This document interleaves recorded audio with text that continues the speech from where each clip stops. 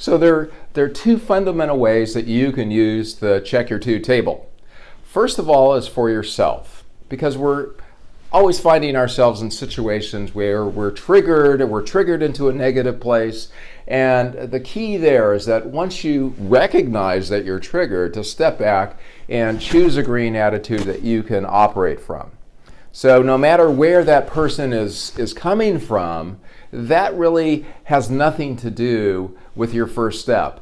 Your first step is to realize how you're reacting to it. And if it's in the negative side, then how do you choose a positive attitude to come from before you engage that person? That's step number one. Step number two is to then, once I'm in the positive, once I'm in the green, then I can have a clearer view of where that person is coming from. And I can begin to look to see if they're coming from the victim mode. How can I ask questions to that person so that once they reach their own answer, they're going to find out more about what their vision is, okay? More about what they're committed to. If you think about somebody who's victimized and feeling like a victim, they feel like they just don't have any power. They've kind of lost touch with a positive vision. So I want to begin to lead them in that direction to some positive vision that they have for the future. If somebody's adversarial, they're in that anger state, we want to keep in mind that somebody who's adversarial wants something to happen and they're feeling, thwarted.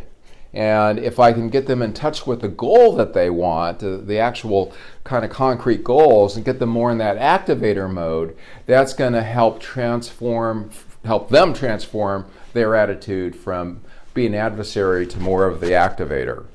If somebody's rescuing, the questions I want to ask are how can they pass that information on to the people around them so that they're no longer rescuing, they're actually coaching.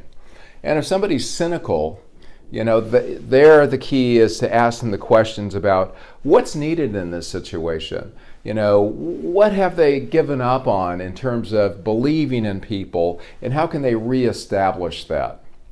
There's actually a relationship to like for instance, the victim needs to get their vision and they need to start taking action towards that vision. So if we go across and down one, the activator needs to get in touch with what the goal is and then begin coaching.